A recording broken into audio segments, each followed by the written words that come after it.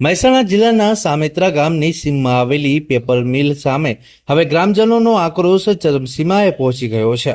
Paper મિલમાંથી નીકળતા પ્રદૂષણ અને અસહ્ય દુર્ગંધના કારણે આસપાસના ગામોના લોકો તેમજ વિદ્યાર્થીઓના સ્વાસ્થ્ય અને શિક્ષણ પર ગંભીર અસર પડી રહી હોવાનો લોકોનો આક્ષેપ સાથે જિલ્લા કલેક્ટરને લેખિત રજૂઆત કરવામાં આવી છે। રજૂઆતમાં જણાવાયું છે કે પેપર મિલમાંથી નીકળતા પ્રદૂષિત વાયુઓ અને તીવ્ર દુર્ગંધના કારણે ગ્રામજનો માનસિક તણાવ અનુભવી રહ્યા છે।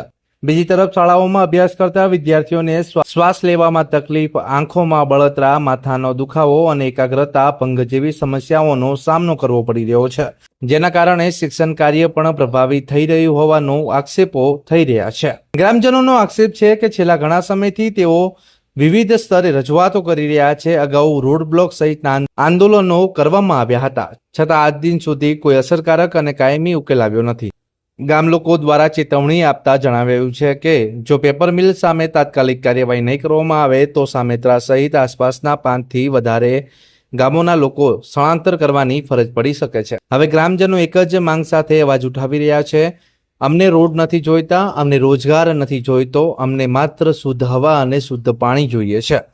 ગ્રામજનોનું કહેવું છે કે તેમને જીપીસીબી, પર્યાવરણ વિભાગ તેમજ રાજ્ય સરકાર સુધી અનેક વખત રજૂઆતો કરી છે, પરંતુ હજુ સુધી કોઈ નક્કર પગલાં લેવામાં આવ્યા નથી, જેના કારણે લોકોમાં ભારે રોષ જોવા મળી રહ્યો છે। મારું નામ ગીતાબેન। આજે અમે જે ફેક્ટરી બાબતે આવ્યા છીએ, જે સામેત્રામાં પેપર મિલ છે, 5-7 ગામ વચ્ચે છે, જે આ 4 વર્ષથી 24 કલાક એટલો પ્રદૂષિત ધુવાળો નીકળે કે બાળકો, મહિલાઓ, વૃદ્ધો દરેકનું ખૂબ આરોગ્યના નુકસાન હ, દરેકનું આરોગ્ય જોખમમાં હ।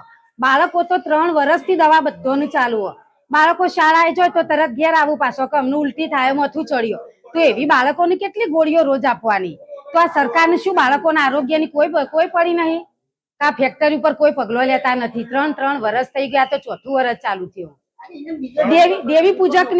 દેવી પૂજકની એક મહિલાનું પણ મૃત્યુ થયો શ્વાસ ચડીને, અને 20 વર્ષથી દીકરીઓને અત્યારે શ્વાસ ચડવા માંડ્યો હ આ ફેક્ટરીના કારણે। આ 3 વર્ષથી જે ચાલી રહ્યો, તમે કોઈ જગ્યાએ આવેદનપત્ર આપેલું? દરેક જગ્યાએ ફાઇલ તો આટલી બધી થઈ, દરેક કોઈ જગ્યા બાકી નહીં મેલી અમે। બસ આજ તો કલેક્ટર સાહેબ જો ફેક્ટરી સીલ નહીં મારું તો અમારે અહીંયાથી કોઈને ઘેર જવા નહીં, બધો પોચ ગોમની બીજી વ્યક્તિ નો બોલે ને અમારે બધાનું હોય જ રહેવાનું, હોય રોધી ખાવાનું। અમાર 4 ગોમની વસ્તી મરી જાય એના તમે આટલો મરી જેટલું હતું, ભાઈ એ તો બધો બચી ગઈ। હા ને કલેક્ટર સાહેબ અમાર ન્યાય જોવો। કલેક્ટર સાહેબ ને કમન બધાનું જેલમાં પૂરું, અમે જેલમાં રહીશું પણ અમાર ગામમાં નહીં। શું નામ આપણું? ચૌધરી હસમુખભાઈ કામરાજભાઈ, મરેડા। સાહેબ, આ ફેક્ટરી છેલ્લા 3-4 વર્ષથી ધમધમ અમે દરેક જગ્યાએ રજૂઆતો કરેલી છે। રિપોર્ટે પણ બધા ફેક્ટરીના વિરુદ્ધમાં જ છે। જીપીસીપી બોર્ડ હોય, આરોગ્ય હોય, ગમે તે હોય, શાળામાં 5 ગામની શાળાઓમાં પણ બાળકોની તકલીફો છે તો આના લીધે શાળાઓમાં બાળકોનું ભણવામાં મન રહેતું નથી, એકાગ્રતા ભંગ થાય છે, દવાઓ લેવું પડે છે, ઓખરું બળી, માથું ચડે, બળતરા થાય, આવું બધું થાય છે, પણ કોઈ જાતનો પગલો લેવાતો નથી।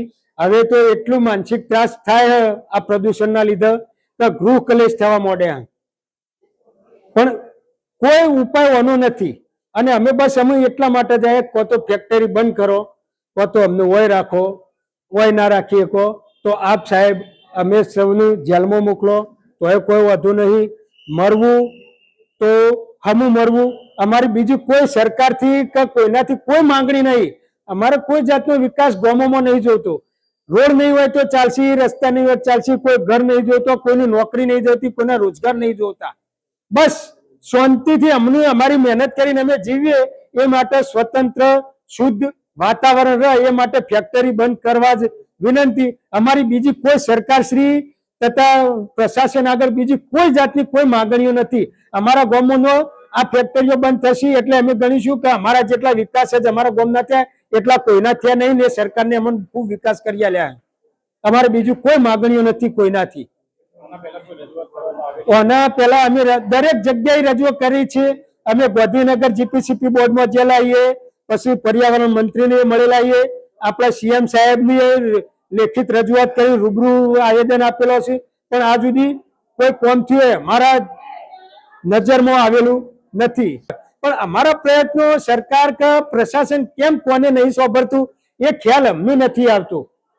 તો અમને ક્લોઝર આવેલું હ સરકારી રિપોર્ટ જે આ તાજા 15-20 દિવસની અંદર એમાં આરોગ્યના રિપોર્ટ, જીપીસીપી બોર્ડના રિપોર્ટ, આ ફેક્ટરી શું કરે, જો તમે તપાસ કરાવવા માંગતા હતા ફેક્ટરી શું કરે એ તમને આ તાજા રિપોર્ટમાં ખ્યાલ આવી જશે બધું. તો ફેક્ટરી કેમ બંધ નહીં થતી એ સમજાતું નહીં. ફેક્ટરી બંધ નહીં થાય તો અમારે ઘરે આજે જવાનું નહીં. અમારા ઉપર જે એક્શન પ્રશાસનને લેવું હોય તો 2 હાથ જોડીને કહીએ અમને લઈ શકે. અમારો કોઈ વિરોધ નથી. જે એક્શન લેવું હોય અમારા ઉપર લઈ શકે છે.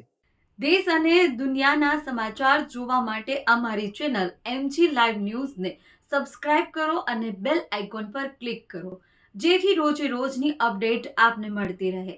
સાથે જ અમારું ફેસબુક અને ઇન્સ્ટાગ્રામ પેજને પણ ફોલો કરો.